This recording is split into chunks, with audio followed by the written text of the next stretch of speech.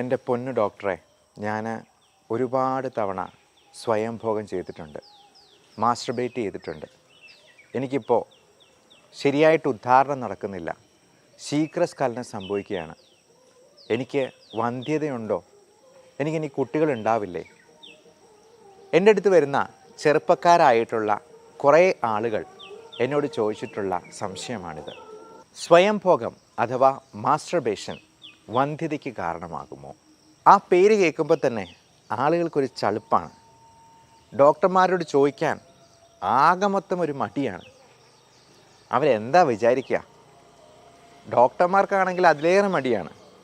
Masturbation എന്നതിനെക്കുറിച്ച് സംസാരിക്കാൻ, address ചെയ്യാൻ ഒത്തിരി ഡോക്ടർമാരും തയ്യാറാവുന്നില്ല എന്നുള്ളതാണ്. അങ്ങനെ മടിച്ച് ചില സുഹൃത്തുക്കൾ എൻ്റെ അടുത്ത് വന്ന് ചോദിക്കാറുണ്ട്, ഇതൊരു പ്രശ്നമാണോ ഡോക്ടറെ എന്ന്. എൻ്റെ അടുത്ത് വരുന്ന രോഗികളോട്, ഇനി വരാൻ പോകുന്ന എൻ്റെ സുഹൃത്തുക്കളോട് ഞാൻ പറയുകയാണ്, നിങ്ങൾക്ക് ഇങ്ങനെയുള്ള കാര്യങ്ങൾ ചോദിക്കാനായിട്ട് യാതൊരു മടിയും വെക്കേണ്ട, അതിന് യാതൊരു ചമ്മലും വേണ്ട. എന്നെ നിങ്ങളുടെ ഒരു സഹോദരനായിട്ടോ സുഹൃത്തായിട്ടോ മാത്രം കണ്ടാൽ മതി. എന്നോട് ചോദിക്കാനുള്ള കാര്യങ്ങൾ യാതൊരു ചമ്മലും കൂടാതെ നിങ്ങൾക്കറിയാവുന്ന ഭാഷയിൽ വ്യക്തമായിട്ട് തന്നെ ചോദിച്ചോളൂ. അതിന് യാതൊരു തടസ്സവുമില്ല എന്നുള്ളതാണ്. കാര്യം എനിക്കും ഇതിനകത്ത് യാതൊരു ചമ്മലോ മടിയോ വെക്കരുത് എന്ന് സ്വയം നിർബന്ധമുള്ള ആളാണ്. ഒറ്റ വാക്യത്തിൽ ഉത്തരം പറയട്ടെ. സ്വയംഭോഗം എന്ന് പറയുന്നത് എല്ലാ വ്യക്തികൾക്കും ഒരു പ്രായം കഴിയുമ്പോൾ തനിയെ ചെയ്യുന്ന ഒരു പ്രക്രിയ തന്നെയാണ്. ഒരിക്കലും മാസ്റ്റർബേഷൻ കൊണ്ട് നമുക്ക് വന്ധ്യത ഉണ്ടാവില്ല.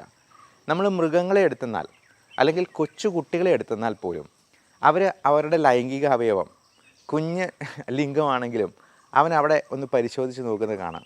ചിലപ്പോൾ അവിടെ എന്തൊക്കെയാണ് പ്രശ്നം, എന്തൊക്കെയാണ് അതിൻ്റെ ഒരു കൗതുകത്തിന് അവൻ എന്തൊക്കെയാണെന്നുള്ളതൊന്ന് നോക്കി ചിലപ്പോൾ അതേ പിടിച്ച് വലിച്ച് ഒക്കെ ഇങ്ങനെ ഓടി നടക്കുന്നതൊക്കെ കാണാറുണ്ട് കൊച്ചുകുട്ടികളുടെ ഇടയിൽ. മൃഗങ്ങളാണെങ്കിൽ പോലും ചിലപ്പോൾ ഇണയെ മാസ്റ്റർബേറ്റ് ചെയ്ത് കൊടുക്കുന്നത്, അല്ലെങ്കിൽ അവിടെ പോയി മണത്ത് നോക്കുകയോ നക്കി നോക്കുകയോ ഒക്കെ ചെയ്യുന്നത് മൃഗങ്ങളിലും കാണാറുണ്ട്.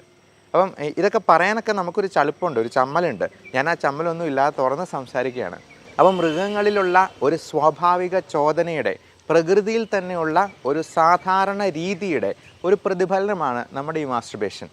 പിന്നെ സ്മാർട്ട് ഫോണൊക്കെ വന്നു കഴിഞ്ഞപ്പോഴത്തേക്കും നമ്മൾ ചിലപ്പോൾ പോൺ ഫിലിംസൊക്കെ കണ്ടുകൊണ്ട് മാസ്റ്റർബേറ്റ് ചെയ്യും, അല്ലെ അതുപോലത്തെ പടങ്ങൾ കണ്ടുകൊണ്ട് നമുക്ക് ഇഷ്ടമുള്ള ഒരാളെ കാണുമ്പോഴത്തേക്കും അയാളെ മനസ്സിൽ ധ്യാനിച്ചുകൊണ്ട് ചിലപ്പോൾ മാസ്റ്റർബേറ്റ് ചെയ്തിരിക്കും. അത് ആൺകുട്ടികളും പെൺകുട്ടികളും മാസ്റ്റർബേറ്റ് ചെയ്യുന്നുണ്ട്. പെൺകുട്ടികൾക്കും മാസ്റ്റർബേഷൻ ചിലപ്പോൾ ആവശ്യമായിട്ട് വരും. ഓരോരുത്തരുടെയും ലൈംഗിക താല്പര്യം അതിനെ സംതൃപ്തിപ്പെടുത്താനായിട്ട് അവർ മാത്രം ചിന്തിച്ചാൽ മതിയല്ലോ. ഈ മാസ്റ്റർബേഷൻ അങ്ങനെയുള്ളൊരു ഗുണവും കൂടെയുണ്ട്. ഇപ്പോൾ നമ്മുടെ നാട്ടിലൊക്കെ എന്ന് പറഞ്ഞാൽ മറ്റൊരാളുടെ കൂടെ കപട സദാചാരവാദികളുടെ ഒരു ക്യാപിറ്റലാണ് നമ്മുടെ നാട്. അത് നോർത്തിലോട്ട് പോയി കഴിഞ്ഞാൽ കുറച്ചുകൂടെ കൂടും. ഒരു ഭർത്താവും ഭാര്യയും കൂടെ ഒരു പൊതുസ്ഥലത്തുനിന്ന് കെട്ടിപ്പിടിച്ച് ഉമ്മ കൊടുത്തു എന്ന് പറഞ്ഞിട്ട് അവരെ ഉപദ്രവിക്കാൻ പോയിട്ടുള്ള നാട്ടുകാരാണ് നമ്മുടേത്. അപ്പോൾ അങ്ങനെയുള്ളപ്പോൾ പലപ്പോഴും മാസ്റ്റർബേഷനും കൂടി ഇല്ലെന്നുണ്ടെങ്കിൽ മനുഷ്യർ സെക്ഷലി ഫ്രസ്ട്രേറ്റഡ് ആയി പോവുകയാണ് ചെയ്യുന്നത്. ഇനി അത് എപ്പോഴാണ് അപകടകരമായിട്ടുള്ള രീതിയിലേക്ക് മാറിപ്പോവുക എന്ന് പറയാം. പലപ്പോഴും പല തരത്തിലുള്ള മാനസിക പ്രശ്നങ്ങളുള്ളവർക്കും ഈ സെക്ഷുവലായിട്ടുള്ള ഫീലിങ്സ് അത് പ്രോപ്പറായിട്ടുണ്ടാവുന്നുണ്ടോ, എനിക്ക് എന്തെങ്കിലും പ്രശ്നമുണ്ടോ, എന്തെങ്കിലും കുഴപ്പങ്ങളുണ്ടോ എന്നിങ്ങനെ കൂടുതലായിട്ട് ചിന്തിച്ചുകൊണ്ടിരിക്കും. ഓവർ ആങ്സൈറ്റിയും അതിൻ്റെ കൂടെ ഉണ്ടാകുന്ന ഡിപ്രഷനും ചിലപ്പോൾ കുറച്ച് ബൈപ്പോളാറും ഒക്കെ ഉണ്ടെന്നുണ്ടെങ്കിൽ ഈ ഒരു കാര്യത്തെപ്പറ്റി ഭയങ്കരമായിട്ട് അവർ ചിന്തിക്കും. ഇപ്പോൾ മാനസിക രോഗമുള്ളവർ അവർക്ക് മാനസിക രോഗമുണ്ട് എന്നല്ല അവർ വിചാരിക്കുക. അവർക്ക് പലതരത്തിലുള്ള മറ്റ് ശാരീരിക അസുഖങ്ങളാണ് ഉണ്ടാവുക. ഉദാഹരണത്തിന് നെഞ്ചിടിപ്പുണ്ടാകുന്നു, നെഞ്ചുവേദന ഉണ്ടാകുന്നു, അയ്യോ എനിക്കിത് ഹാർട്ട് അറ്റാക്കാണ്, എനിക്ക് ശരീരത്തിൻ്റെ ഒരു ഭാഗം തളർന്നതുപോലെ തോന്നുന്നു, തലയ്ക്കൊരു പെരുപ്പുണ്ടാകുന്നു, സ്ട്രോക്കാണ്, എൻ്റെ ഉദരസംബന്ധമായിട്ട് ഭയങ്കര വേദനയുണ്ട്, പുകച്ചിലുണ്ട്, നെഞ്ചരിച്ചിലുണ്ട്, തീർച്ചയായിട്ടും ഇത് ക്യാൻസറിന് എന്തോ തുടക്കമാണ്, എനിക്ക് ബ്ലഡ് പോകുന്നുണ്ട് മലത്തിലൂടെ, പൈൽസൊന്നുമല്ല അവരാദ്യം ചിന്തിക്കുക, ഏറ്റവും അങ്ങേയറ്റത്തെ ക്യാൻസർ തന്നെയാണ്. അപ്പോൾ ഇങ്ങനെയുള്ള അസുഖങ്ങൾ വരുമ്പോഴത്തേക്കും അവർക്ക് മാനസികമായിട്ടുള്ള പ്രശ്നങ്ങളുണ്ട് എന്നുള്ളതിനേക്കാളും ശാരീരികമായിട്ടുള്ള അസുഖങ്ങളെ അവർ പ്രൊജക്റ്റ് ചെയ്ത് അവർ എന്തെങ്കിലും ഒരു ഡയഗ്നോസിസ് സ്വയം നടത്തുകയും ചെയ്യും. പലപ്പോഴും ഈ സെക്ഷലായിട്ടുള്ള പ്രോബ്ലംസിന് സംഭവിക്കുന്ന അതാണ്. ഇനി ചില ആൾക്കാരിൽ പല അസുഖങ്ങൾ കൊണ്ട് ഈ ശീഘ്രസ്ഖലനവും ഉദ്ധാരണക്കുറവും ഉണ്ടാകാറുണ്ട്. അത് ഡയബറ്റിസ് പോലുള്ള അസുഖങ്ങളോ സ്മോക്കിംഗ് കൊണ്ടോ അല്ലെങ്കിൽ ബാക്കിയുള്ള മെറ്റബോളിക് സിൻഡ്രോംസും കൊണ്ടോ ഈവൻ സ്ലീപ്പ് അപ്നിയ, കൂർക്കം വലിയായിട്ട് തുടങ്ങുന്ന അസുഖം പോലും ലൈംഗിക ശേഷിക്കുറവുണ്ടാവും. അത് ആ ഹോർമോണിൽ ഉണ്ടാകുന്ന ഇംബാലൻസ് ഒക്കെയാണ്. അപ്പോൾ നമ്മൾ പലപ്പോഴും ഇങ്ങനെ ഉള്ള പ്രശ്നങ്ങളായിട്ട് വരുന്ന ആൾക്കാർക്ക് ഇതെല്ലാം ടെസ്റ്റ് ചെയ്ത് നോക്കും. ടെസ്റ്റോസ്റ്ററോൺ ലെവൽ നോക്കും, അൾട്രാസൗണ്ട് സ്കാന്, ടെസ്റ്റിസിൻ്റെ സ്കാന്, സ്ക്രോട്ടം നോക്കും, അതിൽ ടെസ്റ്റിസിൻ്റെ വലിപ്പം, നീളം എല്ലാം കറക്റ്റാണോ എന്ന് നോക്കും. ചിലരൊക്കെ പ്രൊട്രാക്ടറൊക്കെ വെച്ച് അവരുടെ ആംഗിളൊക്കെ അങ്ങോട്ടും ഇങ്ങോട്ടും ചെരിഞ്ഞിരിക്കുന്നു എന്നൊക്കെ പറഞ്ഞു വരാറുണ്ട്. കാര്യം ഇതിനെപ്പറ്റി ഭയങ്കരമായിട്ടുള്ള ഓവർ തിങ്കിങ് അവർ കൊടുക്കുകയാണ്, അവർ തന്നെ ചെയ്യുവാണ്. അപ്പം സ്കെയിൽ വെച്ചിട്ട് മെഷർ ചെയ്തിട്ട് എനിക്ക് ഇത്ര സെൻറ്റിമീറ്ററേ ഉള്ളൂ വലിപ്പം, അല്ലെങ്കിൽ ഇത്ര ഡിഗ്രിയിൽ ചെരിഞ്ഞിരിക്കുന്നത്. പുരുഷലിംഗം എന്ന് പറയുന്നത് സ്വാഭാവികമായിട്ടും ഒരല്പം ചെരിഞ്ഞാണ് ഇരിക്കുന്നത്. അത് ആദ്യമേ തന്നെ മനസ്സിലാക്കുക. മാത്രമല്ല ഇതിൻ്റെ വണ്ണത്തിലോ എണ്ണത്തിലോ അല്ലെങ്കിൽ നീളത്തിലോ ഒന്നുമല്ല. നമ്മളിപ്പോൾ ആഫ്രിക്കക്കാരൻ്റെ ലിംഗവുമായിട്ട് നമ്മൾ കമ്പയർ ചെയ്യേണ്ട ആവശ്യമൊന്നുമില്ല. കാരണം നമ്മുടെ ലിംഗത്തിൻ്റെ ശക്തിയോ അല്ലെങ്കിൽ അതിൻ്റെ നീളമോ ഒന്നുമല്ല അതിനകത്ത് ഏറ്റവും കാര്യമായിട്ടുള്ളത്. നമ്മൾ അതിന് കൊടുക്കാനുള്ളൊരു മനസ്സാണ്. അപ്പോൾ ഈ മനസ്സുണ്ടെന്നുണ്ടെങ്കിൽ നമുക്ക് ചലനശേഷിയുള്ള ഒരു വിരൽ മാത്രം മതി നമ്മുടെ ഇണയെ സംതൃപ്തിപ്പെടുത്താൻ. കഴിഞ്ഞ ദിവസം വന്നൊരു പേഷ്യൻറ്റും വൈഫും കൂടിയാണ് വന്നത്.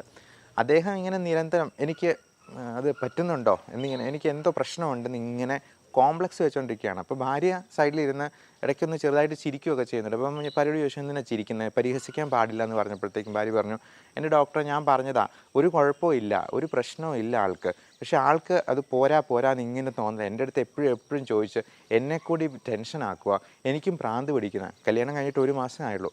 അപ്പോൾ അന്നേരത്തിനും ഭാര്യയും കൂടി ആകെ മനസ്സുമടുത്ത് പോവുകയാണ്. അപ്പം ഭാര്യയ്ക്ക് ചിലപ്പോൾ എപ്പോഴും ഇത് വേണം എന്നും ചെയ്യാനായിട്ട് നോക്കും, സെക്സ് ചെയ്യാനായിട്ട് നോക്കും, എന്നാൽ അത് പരാജയം അടയുകയാണ്. വീണ്ടും അയാൾക്ക് സ്വയം എന്തോ പ്രശ്നമുണ്ടെന്ന് ഇങ്ങനെ കോംപ്ലക്സ് തോന്നിക്കൊണ്ടിരിക്കുകയാണ്. ശരിക്കും ആ ഓവർ തിങ്കിങ് കൊണ്ടുള്ള, അമിത ചിന്ത കൊണ്ടുള്ള പ്രശ്നമാണ്. ചിന്തിച്ചാലൊരു അന്തവും ഇല്ല, ചിന്തിച്ചില്ലെങ്കിൽ ഒരു കുന്തവും ഇല്ല എന്ന് പറയുന്നത് പോലെ. അപ്പം നമ്മൾ ഒത്തിരി ചിന്തിക്കുന്നതും അത് മാനസിക രോഗം, ഭ്രാന്ത് എന്നൊക്കെ പറഞ്ഞിട്ട് നമ്മൾ അതിനെ പരിഹസിച്ച് തള്ളരുത്. നമുക്ക് എല്ലാവർക്കും ജലദോഷം വരുന്ന പോലെ, പനി വരുന്നത് പോലെ നമുക്ക് എല്ലാവർക്കും ഈ പറയുന്ന പ്രശ്നങ്ങളൊക്കെ ഉണ്ടാകും. ഓവർ തിങ്കിങ് നമുക്ക് എല്ലാവർക്കും ഉള്ളതാണ്. അപ്പോൾ അതിനെ കണ്ടെത്തി കറക്റ്റ് സമയത്ത് അതിനെ ചികിത്സ കൊടുത്തില്ലെന്നുണ്ടെങ്കിൽ ചിലപ്പോൾ അത് വലിയ പ്രശ്നങ്ങളിലേക്ക് നയിക്കപ്പെടും.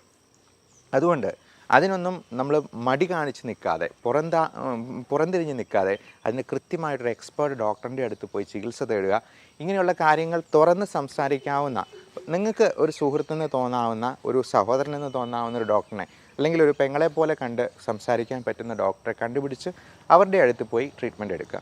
ഇപ്പം ഗൈനക്കോളജിസ്റ്റിൻ്റെ അടുത്താണെങ്കിലും നമുക്ക് പലപ്പോഴും ആണുങ്ങളുടെ കാര്യങ്ങൾ വ്യക്തമായിട്ട് തുറന്ന് പറയാൻ പറ്റില്ല. അപ്പം ഈ ഒരു മേഖല ഒരുപാട് ചൂഷണം ചെയ്യപ്പെടുന്ന ഒരു വേദി കൂടിയാണ്.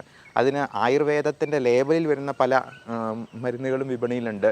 അതിൻ്റെ ശക്തി കൂട്ടും, അതിൻ്റെ വലിപ്പം കൂട്ടും എന്നൊക്കെ അവകാശപ്പെടുന്ന പലതരത്തിലുള്ള മെഷീനും എണ്ണയും ലേപനും എന്നില്ല. എല്ലാ തരത്തിലുള്ള ചൂഷണങ്ങളും ഈ പറയുന്ന പ്രശ്നങ്ങൾക്ക് ഒരു വേദിയാവുന്നുണ്ട്. അതുകൊണ്ട് നമ്മൾ ഇതിന് ശാസ്ത്രീയമായ ചികിത്സ സ്വീകരിക്കാനായിട്ട് എല്ലാവരും ശ്രദ്ധിക്കുക. മാത്രമല്ല ഇതുപോലുള്ള ഓവർ തിങ്കിങ് മൂലമുള്ള ആങ്സൈറ്റി പ്രശ്നങ്ങളെല്ലാം ഒരു ചെറിയ മരുന്ന് കഴിച്ചാൽ തന്നെ അത് വളരെ ക്ലിയർ ആയിട്ട് കിട്ടുകയും ചെയ്യും. ഇനി യാതൊരു സൈഡ് ഇഫക്റ്റും ഇല്ലാത്ത ഇതിനുള്ള സപ്ലിമെൻറ്റ്സ് ഉണ്ട്.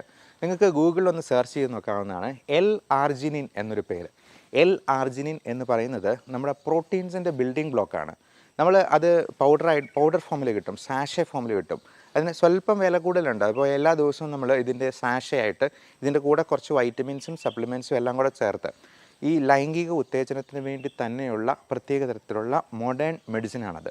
അപ്പോൾ ഈ L-ആർജിനിൻ ചെയ്യുന്നതെന്ന് വെച്ചാൽ പ്രോട്ടീൻ ബിൽഡ് ചെയ്യുകയാണ് ചെയ്യുക. അപ്പം പലപ്പോഴും ഇതിൻ്റെ വലിപ്പം കൂടാനായിട്ടും അതിൻ്റെ ശക്തി കൂടാനായിട്ടും ഇപ്പം പല ആളുകൾക്കും പറയാനുണ്ട് ഭയങ്കര ഫെറ്റീഗാണ്, ക്ഷീണമാണ്. ഇത് ഒരെണ്ണം കഴിക്കുമ്പോഴത്തേക്കും തന്നെ നമുക്ക് ആ ക്ഷീണം അങ്ങ് മാറ്റിയെടുക്കാൻ പറ്റും. യാതൊരു സൈഡ് ഇഫക്റ്റും ഇല്ല. നമുക്ക് പ്രോട്ടീൻ ഉണ്ടാകും, നമ്മൾ മുട്ട കഴിക്കുന്ന പോലെ തന്നെയാണ്. അതുപോലെ പലതരത്തിലുള്ള വ്യായാമങ്ങളുണ്ട്, എക്സസൈസ് ഉണ്ട്. കിഗൽ എക്സസൈസ് എന്ന് പറയും. ഇപ്പം ആണുങ്ങൾക്ക് അതിന് കിഗൽ എക്സസൈസ് ചെയ്യുന്നത് വഴി നമുക്ക് അതിൻ്റെ ഉദ്ധാരണക്കുറവും ശീഘ്രസ്ഖലനവും നമുക്കൊരു പരിധി വരെ പരിഹരിക്കാൻ പറ്റും. ഈ കിഗൽ എക്സസൈസ് എന്താണ് എന്നുള്ളത് ലഘുവായിട്ട് നമുക്കൊന്ന് പറയാം. അതായത് ഒരു പുരുഷൻ രാവിലെ എണീക്കുമ്പോഴത്തേക്കും ഉദ്ധാരണം സംഭവിച്ച് നിൽക്കുന്ന ലിംഗത്തിൽ നമ്മൾ മൂത്രമൊഴിക്കാൻ വേണ്ടി നമ്മൾ കൊടുക്കുന്ന ഒരു പ്രത്യേകതരം പ്രഷറുണ്ട്. ആ പ്രഷർ കൊടുക്കുന്ന എക്സസൈസിനെയാണ് കിഗൽ എന്ന് പറയുന്നത്. വേറൊരു തരത്തിൽ പറഞ്ഞാൽ നമ്മുടെ ഏനസിന് ചുറ്റുമുള്ള മസിൽസിനെ കോൺട്രാക്റ്റ് ചെയ്ത് മുകളിലോട്ട് വലിച്ചെടുക്കുന്ന രീതിയിൽ നമ്മൾ പ്രഷർ കൊടുക്കുക.